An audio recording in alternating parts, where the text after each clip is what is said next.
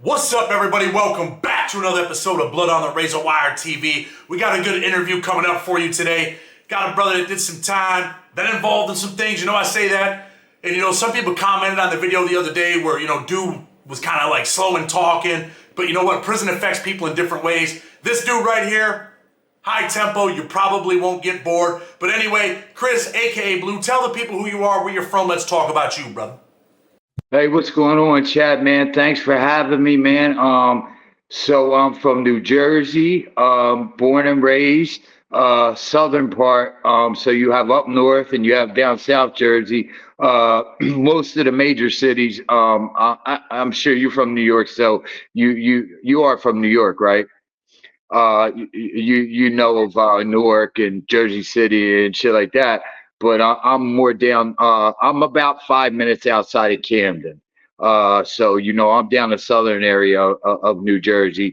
So I was brought up and raised in the southern part. It wasn't nothing nice. Mother was getting high as I grew up. Single parent household. That is until later on in life when step pops came around. But when I was younger, we grew up in a neighborhood called Lindenwold, and basically Lindenwold is just made up of apartment complexes on top of apartment and it was weird because I always found myself moving at night. Like we was always moving at night, and I could, as a kid, I never put two and two together. But mom's was bouncing on the rent, you know what I mean, bouncing on the landlord, getting the shit out of there. And she always had different dudes around, shit like that.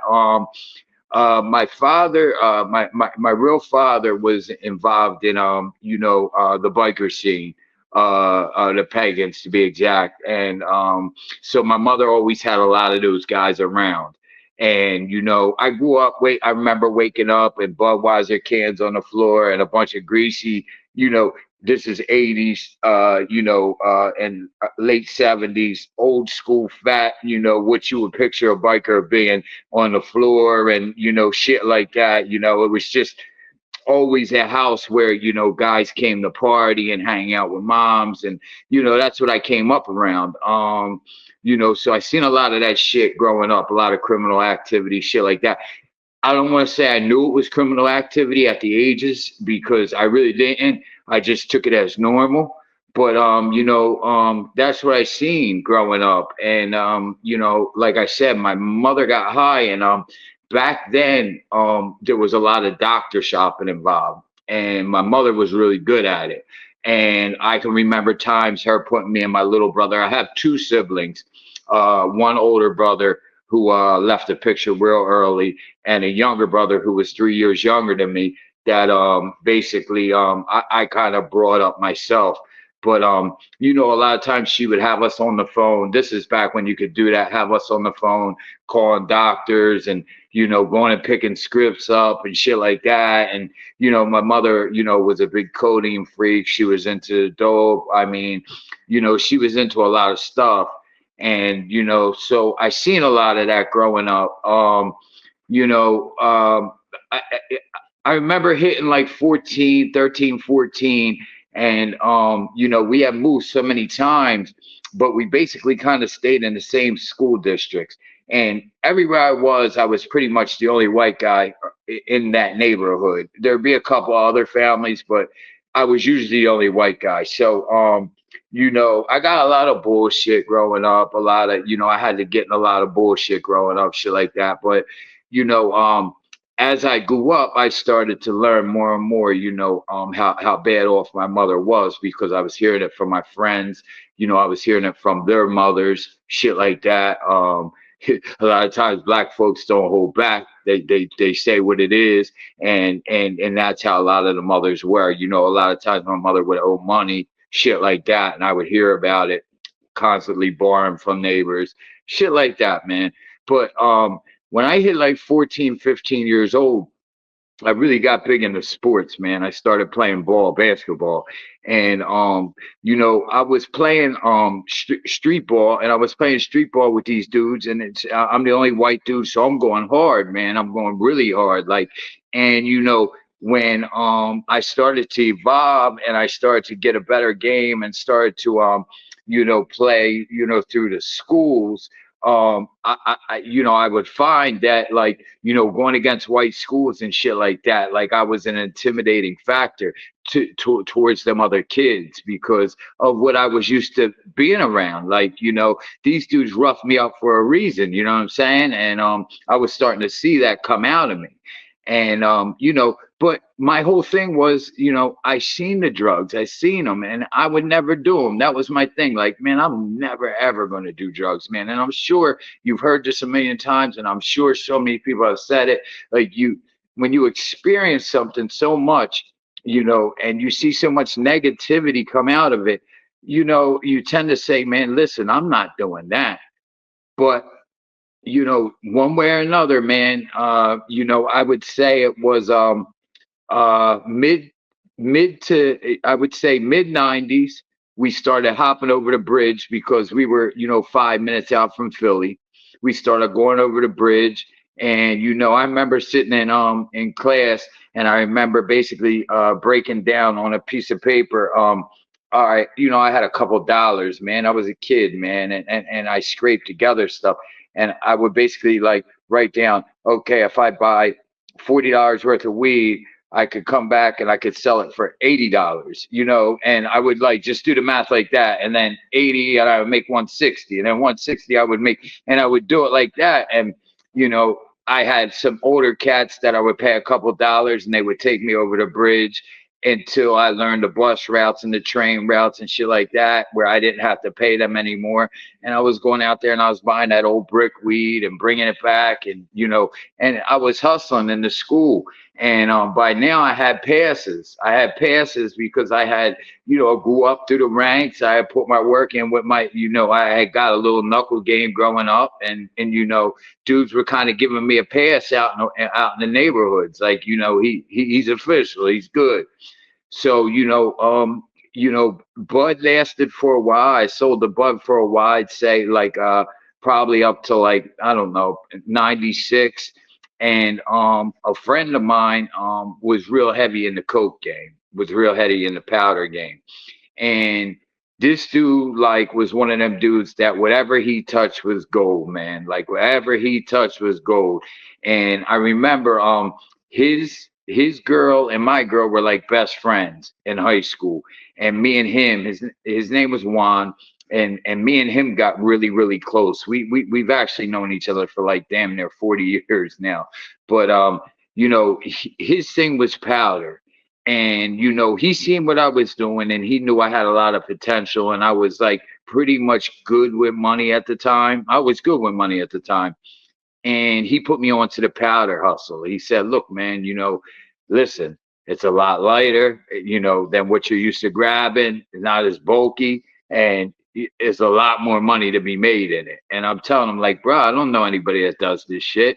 And he's telling me, listen, it sells itself, bro. It sells itself. And it did. And it did. So, I remember copping my first quarter, and I paid 250 for it. I went over the same places I was getting the bud at. I actually, I remember going to the guy and saying, look, man, he said, what you want? At this time, I'm buying pounds from him, shit like that. And I said, look, man, I want to try something different. I want to get a quarter of powder. And he goes, that's what you want to get? And I said, yeah, man. I said, he said, okay, man, we'll run that way if you want to run that way. And I knew he wanted me in that lane because that lane's going to make him more money. So I think it was like the third time I went up, I had cop a quarter. I think I copped another quarter, then I copped a half. And when I went and copped a half, he threw me a half.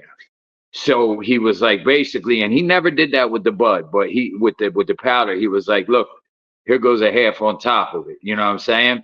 So, like, I think I'm the man now. I come back, I'm like freaking, 18 years old. I got an ounce of coke, and I'm hustling. You know what I mean? Let me stop you for a minute. Right?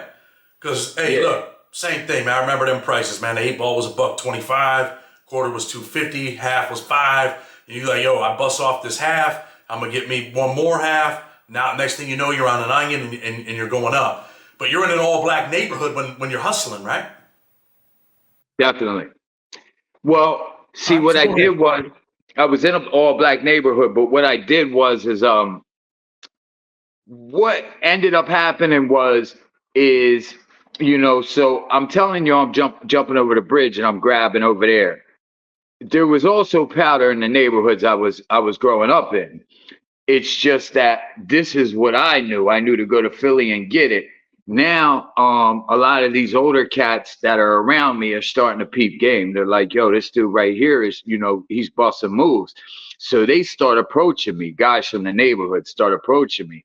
And they're like, yo, man, you need to get down on my team. I remember just like that, get down on my team. And, I guess they had seen the movement, but so a lot of what I was doing was selling powder to these dudes that was cooking it up and selling rock. So like I had a good connect for powder from out the city, and they were cooking it up in my neighborhood, and they would basically turn it into rock and do what they were doing. But um, the game really started to get big was a lot of these black dudes seen that I could get places they couldn't. I could go into places they couldn't. And, at the time, like I said, I'm 18, 19, so I'm too young to get in the bars, but there are certain bars I'm able to get into, and I'm maneuvering and I'm getting the fake ID. And I'm like, man, I need to get in these bars because that's where the shit's happening at. And at the time, there was a place we called it White Trash Wednesday, and it was like out of control. Hold up, bro. Hold up. White Trash Wednesday. Is it all white people that get high?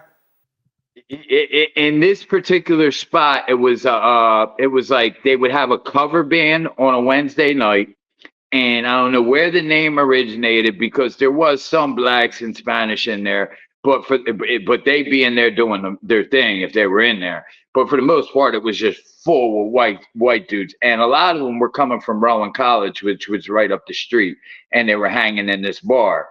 So my mission was to let me get this ID and let me get in here. So like at 19, I was able to get a fake ID and I was able to get in there.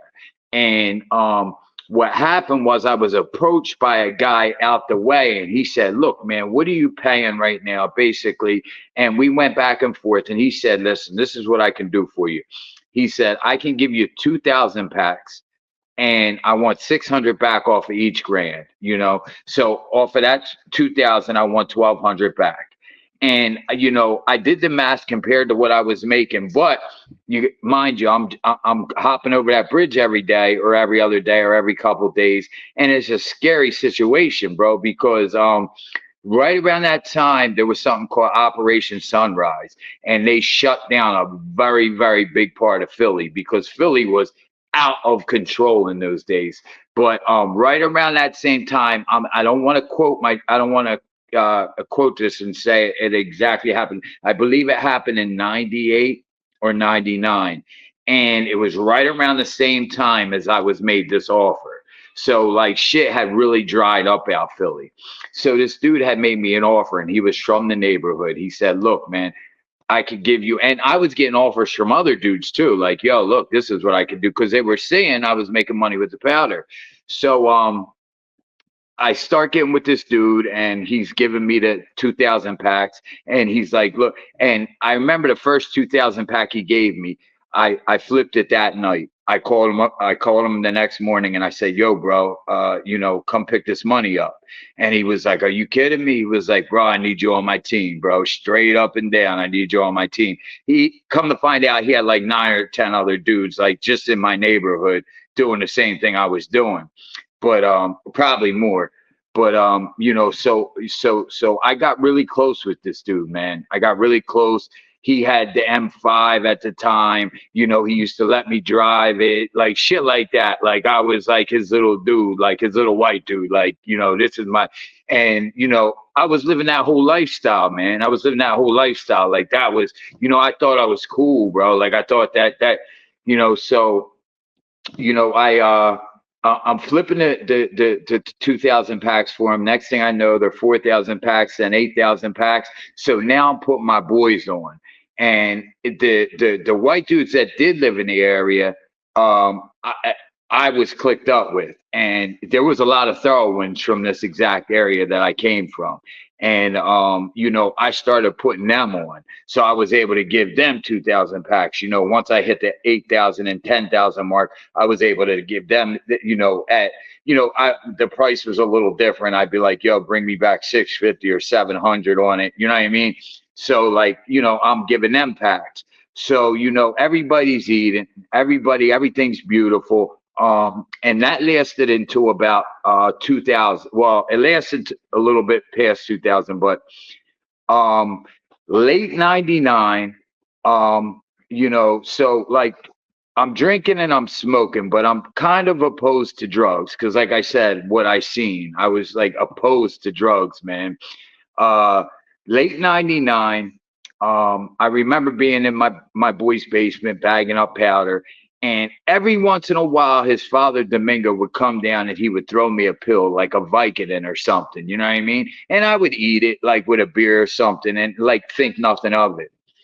This one particular night he comes down and he goes, yo man, here, take this. And everything that I had taken, like a Vicodin, if it was a Xanax, I would always bite it. Well, he hands me this pill and I bite it in half, bro. Listen, about 20 minutes later, I'm bagging my powder, I'm bagging his powder, I'm running around the basement, I'm punching a punching bag. My man's like, "What are you doing, bro?"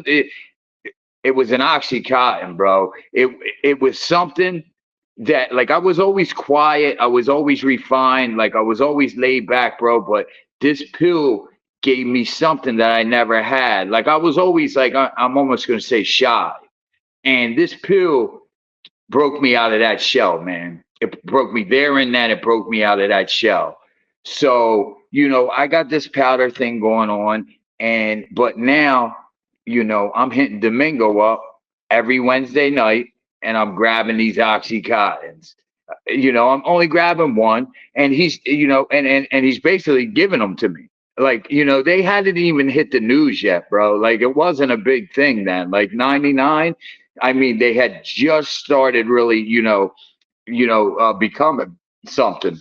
Excuse me. So he's basically giving them to me. And I remember when they hit Telemundo, and he was like, "No, no, no." He was like, they're going for 50 cents a milligram, man. He was like, "I need a couple of dollars," and he started to get a habit on them. And now, I remember there was times where he would run out of them, and I would. Now I found a connect for him, and I'm out buying them. So it like overnight, bro. Like, I turned in from not just Wednesday night, but now it's Friday and Saturday. Now it's Monday through Sunday. Like every single day, I'm eating these things, man. Same story, bro. Same story. Let me stop you for a minute.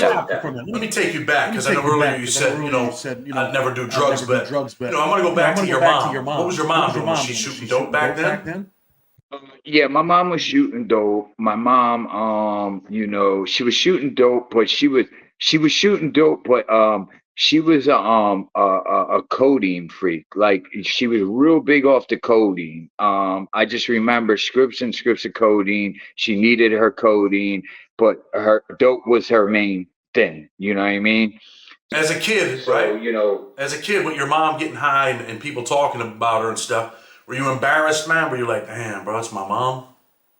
I mean, yeah, I was, but I was embarrassed about so many other things, Chad. Like I was embarrassed about the clothes I had on. I was embarrassed. I remember, um, um, I remember a couple times, black mothers coming up to me while I was going to school in elementary school and telling me, "Tell your mom I'm gonna beat her up next time she doesn't put shorts on you," because like the weather was changing and like I didn't have no shorts. And like I'm wearing long pants and I'm going into school. And I remember like, so I was more embarrassed about other things. Like I was more embarrassed because like we were at Kmart and, that's, all we could afford was what we were getting. Like, it might have been like, I think my stepfather, see, the one thing I had good in my life was a stepfather that would come around occasionally. He would make the Christmas holiday, he would make the birthdays, and he would break off bread for me and my little brother to my mother. And he would make sure, or he would take us himself because she kind of messed that up one time, but he would make sure that, we got our stuff. But my father came from the old school, and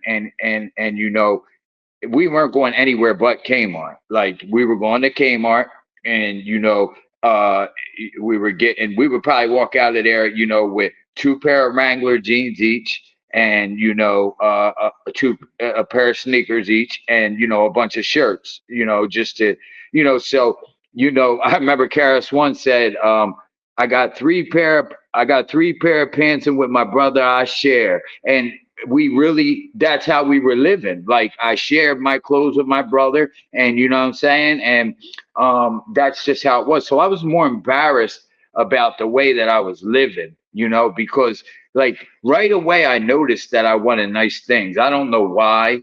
I don't know if it's because of lack of not having nice things, but I was also embarrassed that my mother did drugs. But my mother was a good lady. She was a good lady, man, good-hearted lady, man. And she would always have a new boyfriend around, and she would always, like, try to make the new boyfriend, take care of us or get us stuff, shit like that. So she did what she could. But when you ask me that question, I mean, thinking back on it now, I really never thought, like, was I embarrassed by my mom doing drugs? I can't say I was, man. I Man, can't say listen, I was. let me say this, right? For people that, some people have read my book, whatever. Look, I've been there, bro. My father was a junkie. My father, died getting high. I talk about my brother, taking his own life.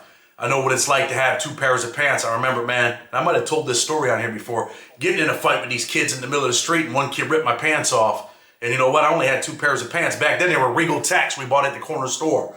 And I was like, damn, bro. I remember being like, damn, I only got one pair of pants, bro. This dude ripped my pants. You know what I mean? They were so cheap that it was easy to rip them off. So, I asked you that. My mother was a single mother on welfare, bro. Just keeping it real. My stepfather, my father had left. My stepfather was around.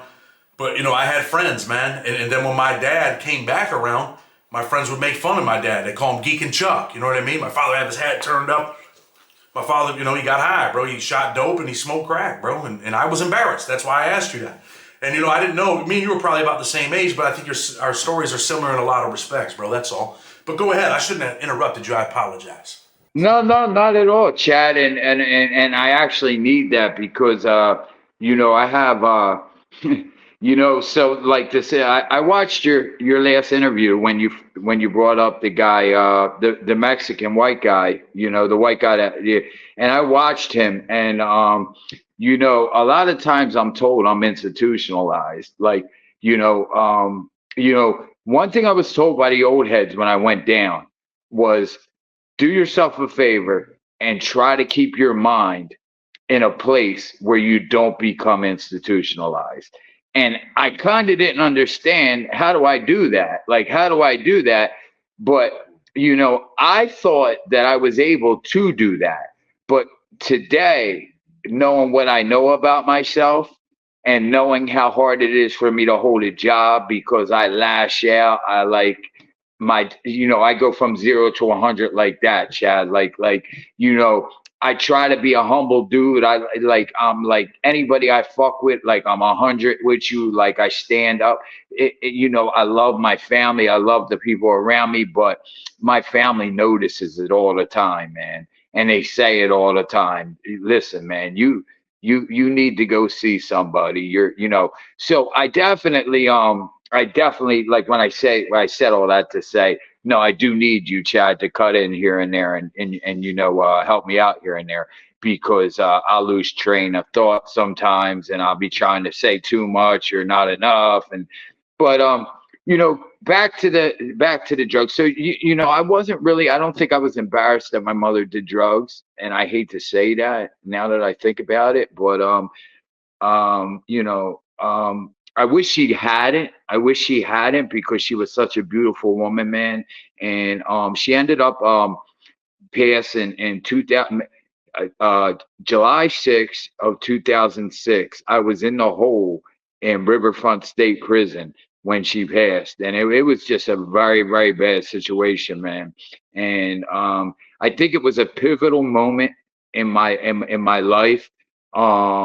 At the same time, it wasn't pivotal enough to to make me stop doing crime, but it definitely calmed me down a little bit because so getting back to so my first bid, I'm gonna put it like this.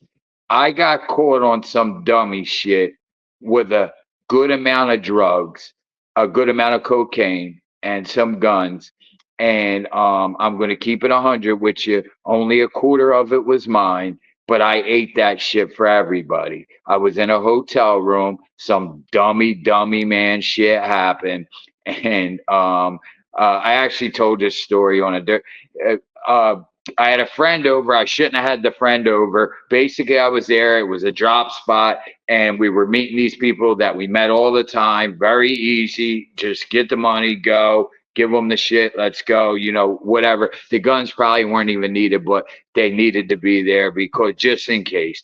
But I had a friend of mine called Johnny Wop, Italian kid, came over, and there was some girls down in room like 114 or something. And when he came over, he goes, yo, Blue, like, what room are them girls in? And I said, I think they're in like 114. Now, back then, there was no cell phone. So, when you pick up a hotel phone, you dial 9 and then you dial the number.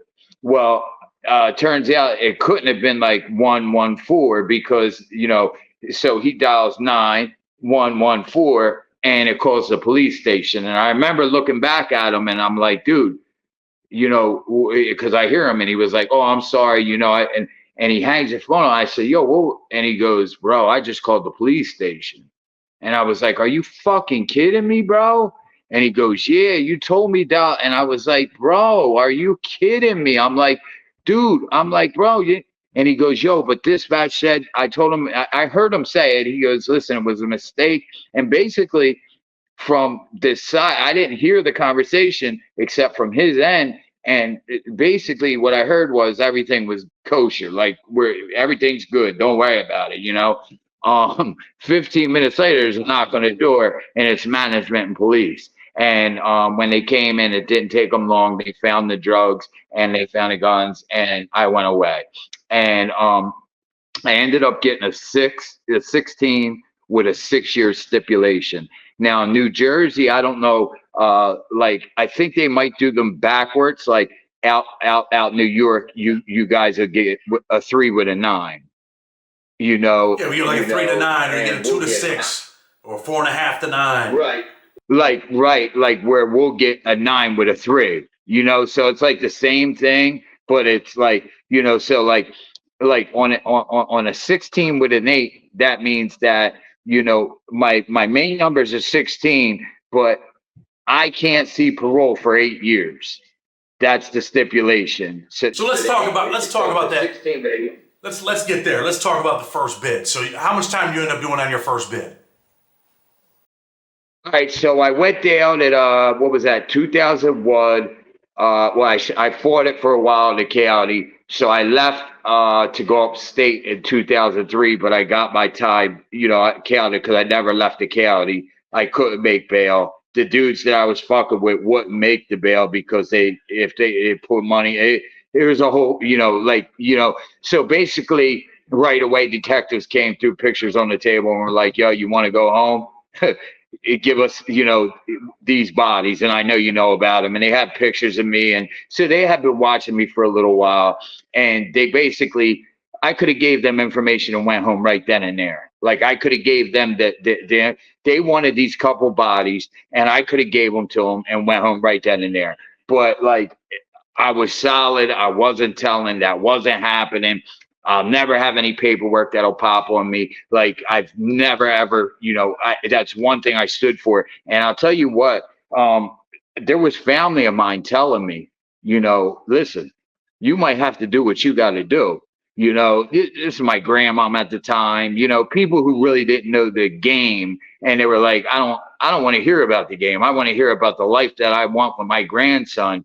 And, that I'm not going to have because, you're solid and you want to, and I was just like, I can't do it. So basically when the detectives came to see me, I pushed them away. I said, no, I don't want nothing to do with that. I can't do that. And I went and I proceeded to do my time. So I went down, and when my 8 years came up, somehow or another, I got my first eligibility, which I had been in so much trouble because I went down there wilding. Like I went down there on some bullshit, like from the door. Like, I'll let this be known from the door. I never made the feds, and I hear a lot of talk from you guys, the Beaumonts and all that shit, and I only made state grounds. That's all I ever made. Now they were looking at my charge, but they didn't take it. States took it, and I was to tell you the truth, I wish the feds would have took it. Looking back and figuring things out and knowing what I know now, I think I would have got a little bit less time. But they didn't, and I ended up going upstate. So I went down, and I was wilding out the whole first part of my bid, and somehow or another I walked into pro, and it was crazy because guys are going in on 3 flats with no infractions, no write-ups, no nothing, and they're getting blasted. And I go in there. I remember there's a whole line of guys sitting on the bench, and as you come out, yo, what happened? What happened? You know what I mean? And I know, I don't got no folder in my hand. These guys got folder, paperwork, all this shit, the stuff they're going to do. I ain't got none of that. Like, I'm going in there knowing I'm getting blasted. I walk in and I get a fucking date. I couldn't believe it. I was like, are you kidding me? Like, I've been at SEG like 6 times. Like, this is crazy. So they gave me a date. I paroled out. 2009, I stayed out for about 4 months. I violated with a new charge, which they ran concurrent. And hold on. I got to stop you for a minute, Chris. I got to stop you, man. You said you had been in the hole a few times at SAG. What was your life like in prison? I mean, we can't skip that part. What was it like? You said you were wilding out right from the door. What type of shit were you doing? So not at all. So when I got to the county jail, basically, Camden County Jail is a very rough stop for South Jersey. Camden County Jail is a very, very rough stop. And when I got in there, I didn't know the first thing about jailing because I hadn't been locked up. I had made the county jail a couple times, and we got something called 7-day lockdown. And I would make it for like a driving while suspended or something like that. So I would never make it in the population. I would just make it into the holding cells and shit like that, or 7-day maybe, but I would never make it in the population. So this time I make it in the population, and I never forget walking on that tier, bro. And they said cell 23, and I walk in with my mat, and you're on a tier that's supposed to hold 80 guys, but there's 160. You got 2 on the floor, 2 on a bunk. This is before the lawsuits. Like, the place is way overcrowded. And I remember everybody turning and looking at me. And there was dudes that knew me and shit, but it was early in the morning. So the dudes that really knew me were still sleeping and shit. But, I walk in, it's like 8 o'clock in the morning. Everybody looks at me, and I listen to the cop, and I go to cell 23. I walk in, it's a corner cell, and they're a little bigger, and there's 2 guys in the room, and I put my shit on the floor, and the one dude turned over and he goes, bro, you got to get your shit and get out of here. And I said, look, bro, the cop told me to come to 23. He said, bro, why are you talking back, bro? I just told you got to get your shit out of here.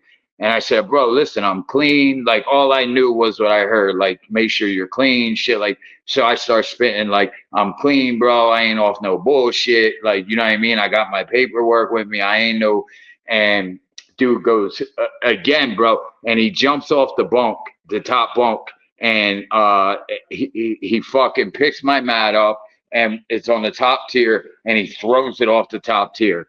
So as soon as he throws it off the tier, I fucking hook off, because that's all I know to do. Like it was instinctual. I just hook off. Bing, bing, bing. And, I'm coming in, and mind you, I'm dope sick, because now I'm fucking with the shit so heavy that fucking, and I don't even know what dope sick is, but now I'm feeling it as I'm sitting through 7-day. I can't sleep. I'm fucking skinny, So dude basically rips me on the top tier, So basically I end up clenching onto the fucking rail and like just holding on for life, man. I got off what I could get off. I'm out of steam, and I'm holding him. His bunkie comes out laughing and breaks us up. But I'll tell you what, right there and then, a respect was gained. Right there and then. It didn't matter that I lost. It didn't matter, none of that. They took my mat and they fucking picked it up, and fucking some white dude stepped to me and said, "Bro, there's a cell right over here." And now I'm a little leery, and I'm like, and they were like, "Nah, bro, you're good, bro. Like, you just held your own. Like, fucking, you're good. Go ahead in there." So I go in the cell. I probably stayed with those guys about a week. And, they had on the tiers in Camden County, you always got a cell called the White House. And it's usually some white dudes, in there. But I'm gonna keep it 100 with you, Chad, man. Jersey's a different situation altogether. These dudes weren't about nothing. Like, I'm in the cell with them. Now I'm starting to recoup over a week, 2 weeks. I'm starting to recoup a little bit, and I'm peeping game. I'm like watching. These dudes are paying. Like, canteens coming, they're paying. Like, and I'm like, bro, like, what the fuck kind of shit is this? But at the same time, guys that I knew are stepping to me, and they're like, "Yo, bro, in about a week, so and so's leaving. You're gonna move in with us." Some Spanish guys I know. "You're gonna move in with us, bro." Like, dudes I grew up with from the neighborhood. And I said, "Okay," and I end up moving in with them. These dudes ended up being Nieta. And at the time, like I had said, I'm not going down prison and being nothing. I'm going, like, because you could go down New Jersey State Prison and be fine and not be anything. But I watched them for about. Don't even tell me you become a nieta. You're a manito. Yeah. So I wait about, I'd say 7 months, and I just watch. And I'm always on the domino table with them. I'm always eating with them. I'm always, I'm always with them. When shit pops off, I'm popping off with them. If it's right, I'm popping off with them. I had gotten a couple shower fights over the showers. They had held me down, like shit like that. Like, it was a love, like, and I seen it. And, so, nothing in the county is official in New Jersey. Nothing in the county. So you could become something, but you're not official.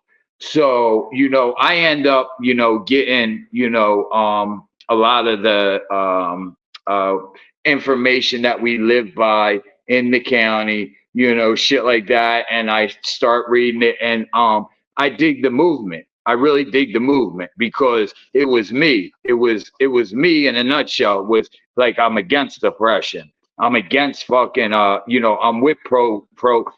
We don't call ourselves inmates in New Jersey. We call ourselves prisoners or convicts. I'm pro prisoner rights. Like, I'm with all that shit. You know what I mean? And so right away, like, it was something that I loved, and I was like, man, I'm going to be down here for a good majority of my life. Let me make a mark. Let me make a mark. Let me go down here, and So finally, I get to my prison. My first prison was Southern State, and when I get down to prison, I was told, a letter was shot up already. They're waiting for me, and they're going to make me official. So I get down there, and when I get down there, I remember the white dude stepping to me right away, and they're, and listen, don't get it fucked up. We got some thorough ones, and I met some thorough ones, and the joke was always, and it still is to this day, we lost a good soldier, man. Fucking you guys, man. But this is coming from some official dudes. But for the most part, the AB and the skins and shit like that, bro. Listen, man. They're destroying each other. They're fighting each other, and it's usually over drugs and shit like that. And New Jersey prison system, that's all I can speak for. I do know my roots. Don't get it fucked up for a second. I know my roots. I know who I am. And the Nieta Association allowed me to live like that. They allowed me to live. I'm a man before anything. So it's just, I understood and loved the movement. So I became official when I got to Southern State, and I started running with them.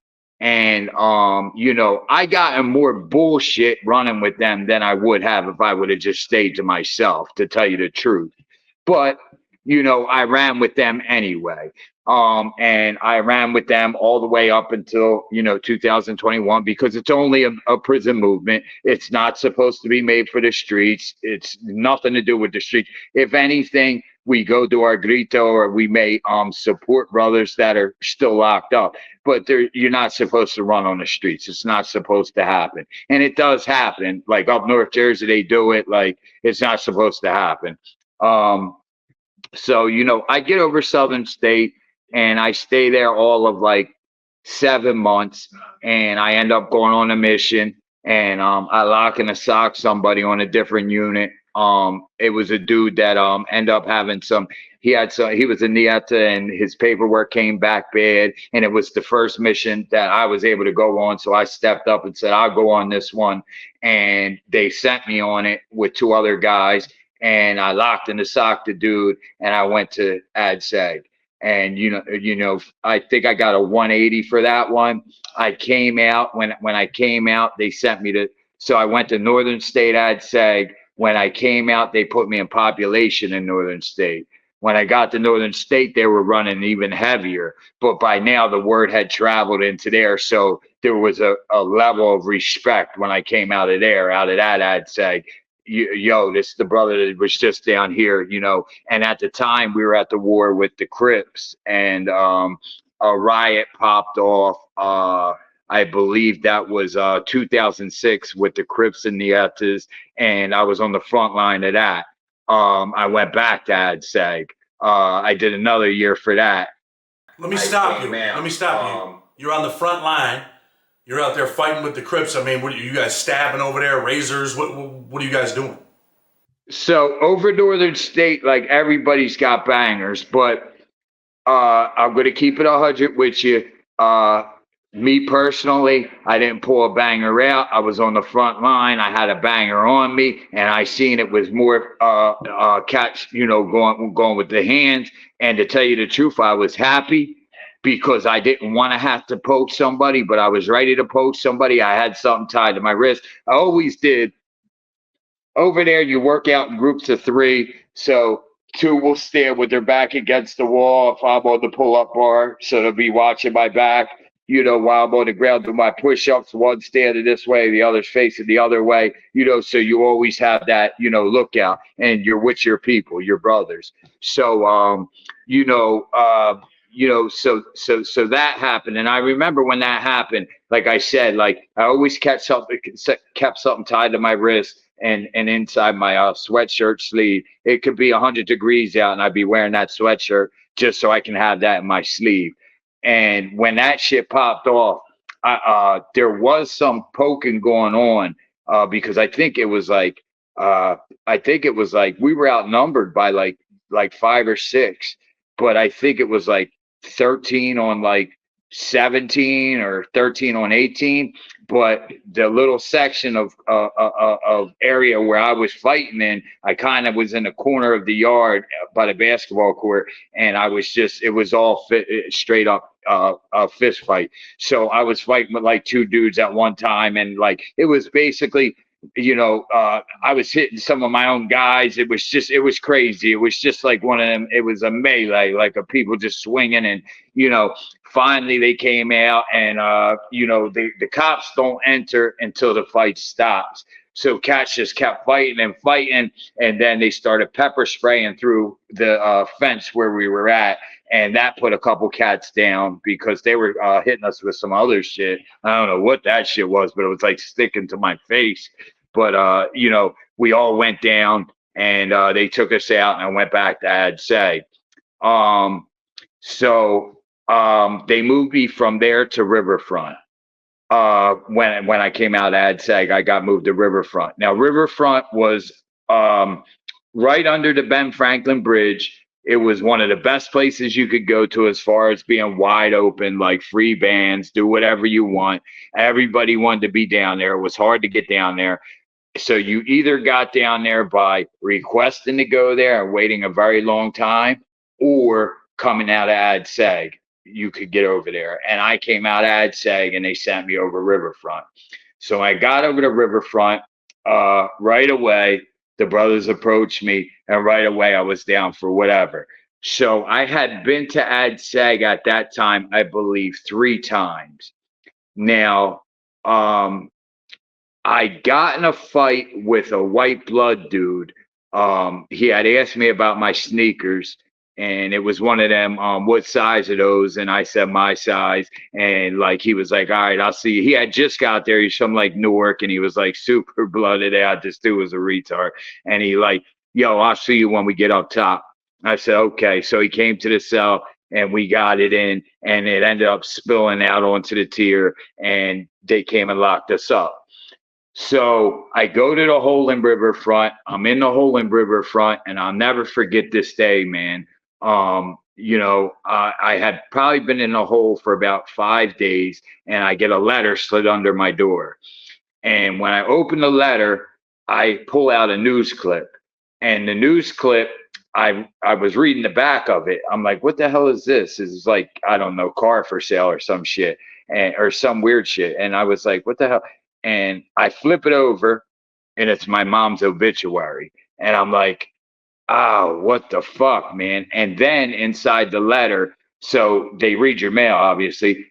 There was a letter from my stepfather, and there was also another letter in there that said, as soon as you get this, we're giving you the respect of getting this, but as soon as you get this, contact your tier officer. So they had seen it. So I read the letter, and my father basically was like, Chris, I'm sorry you're in there, but your mother passed away. I came home, and she had passed away. My mother had MS, and I think it was that and a combination of her taking so many pills, because while I was away, a lot of my friends were going over there and making sure she was okay with what she needed, because at this time she couldn't get out of the bed, shit like that. She was fucked up for a while, but I never got to see any of that because I was locked up. It hit her real fast. I think it hit her in 2002, and it took her out real fast. But so I'm in the hole. I get this letter, and I yell up to the tier, up to the top, and I say to the CO, I'm like, yo, CO, I need to talk to you. And I guess he was aware. He came straight down. He popped the cell, no handcuffs, no none of that, which usually anytime you move anywhere from AdSeg to hole, you're getting put in handcuffs. No handcuffs, no none of that. Pulled me out. He took me to the chaplain. The chaplain tried to speak to me for a minute, and I said, look, I really ain't beat. I just want to call my father if possible. And they took me to social, and I called my father, and he said, Chris, I'm sorry. And I said, no, I'm sorry. I'm here. And he goes, he goes to Bike Week every year, and he was going to Bike Week in March, and he said, "Listen, what's going on?" I said, "I'm in a hole right now." He goes, "Again?" And I said, "Yeah." He goes, "I was wondering why you didn't call." He goes, "I'm going to get down there to see you as soon as I can." And I said, "Dad, I don't know when I'm going to be able to see you because I'm getting ready to go back to AdSeg." So he goes, "All right, well, we'll figure something out." So believe it or not, Chad, I get to court line, and when I get to court line, they brought the situation up. They said, listen, we've seen you multiple times. You have multiple infractions. We heard your mother just died. We're going to ask you a question here, and you answer it however you want. And they said, we're going to give you an opportunity here. This should be life changing for you. And the opportunity we're going to give you is we'll hold this 180, or I think it was a 270. We'll hold this 270 over your head and let you go back to population. Or if you feel like you'd be better off going and doing your time in AdSeg, we'll send you over there. And of course, I jump right on, hold it over my head, let me out. You know what I mean? Like, if I don't have to go to AdSeg, I won't go. And they're like, but I'm telling you, if you do anything, we're coming to get you. We're going to double it up, and you're going to be doing like a 360, and that's just that. And I'm like, don't worry about it. I'll be fine. But that wasn't what was in my head, man. My head was like, fuck it, man. I still got time left. I'm going all in now, bro. I'm going all in because I did not care about anything like, and I say all of that, Chad. Um, I I come out to the yard and guys knew what happened and guys were like, you need to fall back. Brothers are coming to me saying you need to fall back, bro. And I'm like, bro, I'm with whatever right now, bro. Like I'm with whatever. And they went to the junta and they discussed. They said, look, bro, we're not letting him go on any missions. You've done enough. Like fall back. You need to get home to your family. Like fall back. And I'm like, bro, I'm telling you like this. If anything's and they're like, look, so they had like basically somebody on me 24/7, like you watching me, like don't let this dude get nothing, Um, so my father came up to see me. I never ever seen my father cry, man. And I remember going to that visit, man. And I remember sitting in there, and the visits are pretty long over there. It was like 2.5 hours. We had really nice visits over there. And I sat down and he had just came back from bike week and he had talked to me about everything and anything and Chad, all I wanted to do was stay away from the topic of my mother because I didn't want to cry in that visiting room. I didn't want to cry in that visiting room. So my father spoke to me and we talked for about 2 hours and the last half hour comes up and I remember him, he's like looking up at the clock and he goes, we got to discuss your mother here. And I'm like, all right, Dad, what's up, man? And he goes, listen, man, let me tell you something. Now, up to this point, I believe people ain't shit. I don't give a fuck about people. I don't care. I just want I want revenge for shit that nobody had nothing to do with my mother, but I just want revenge on anybody and anything. Like I just want I just want to explode, bro. Like I don't care, man.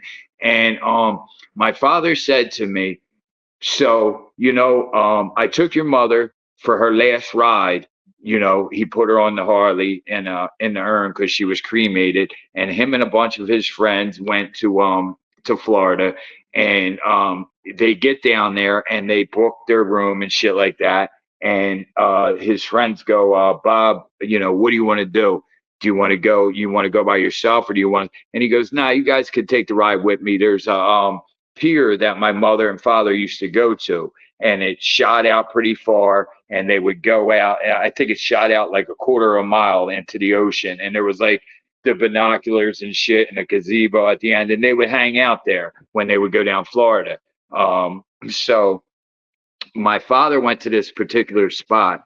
Well, when they pulled up, the story my dad tells me is when they pulled up, there was nobody on the pier. And the guys basically pulled their bikes over. My dad grabbed the urn and he walked to the end of the tier, to the end of the pier. And just as my dad was getting ready to pour the ashes, out of the blue, some guy says, "Excuse me, sir.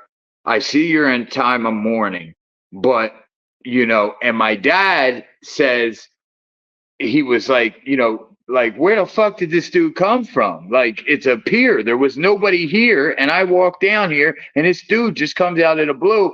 And my dad's not one to take anything from anybody. He's very, very like old school dude, man, and great dude. But he said he turned around and the guy said this to him. He said, I see you're in the time of mourning, but if you would give me the chance, I would like to take you somewhere beautiful, unless this is where you want to do it at.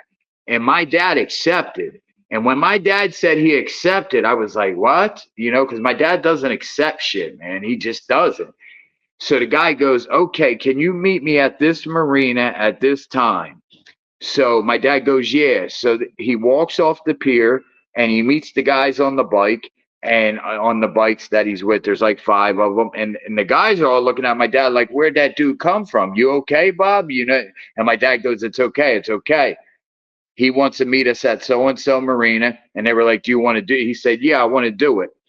Long story short, Chad, my dad goes out with these guys. They ride bikes to this marina.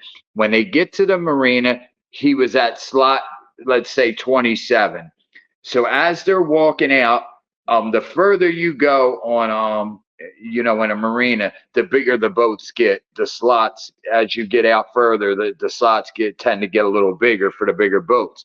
So they're walking out, they're passing smaller boats, bigger boats, bigger boats, bigger boats, and they get to a boat, and this greasy little biker dude is up on top of this boat, and he's fucking waxing it, and he looks and he goes, "Hey guys, what's going on? Everybody, come on, get on the boat, man." So my dad, and he goes, "Your friends are welcome, get on." So my dad and all these guys get on the boat, and the guy takes them out, and it was sunset. And my dad wanted to give me the pictures then, but he was able to mail them in. I have the pictures now, but he was able to mail the pictures in. They got out, and the sun was setting, and the guy came to my dad and he goes, "Bob, this looks like a good spot, if any. What do you think?" And my dad said, "This is perfect." And he said, go up in the front of the boat and take your time and do your thing. So my dad went up front of the boat, and as the sun went down, my dad was able to empty the urn. And when he came back, they had only been on one part of this yacht. It was 42 plus foot. I think it was like 42 foot long. They had only been on one part of it. The guy says to him, "Okay, we did that. Now, do you feel like going back? Or, I got some food and shit if you guys want to hang out." And my dad looked at the guys, and the guy said, "It's up to you, Bob." And my dad goes, "We'll hang out." Come to find out, they walk onto a different part of the boat, and the guy had catered food and all kinds of beer and shit like that. And fucking, so I said all that to say, right there and then, man, I knew there was good people in the world, man. I knew there was good people, man. I knew there was good people. And I was so angry with everybody, bro. And this dude that knew my dad from nothing, man, did something like this for a person, just out of the blue. And he told that story, bro, and I lost it, Chad. There was no holding back the tears, man. I was in that visiting room crying my eyes out, man. Like, just like it. And what touched me more than anything was the humanity.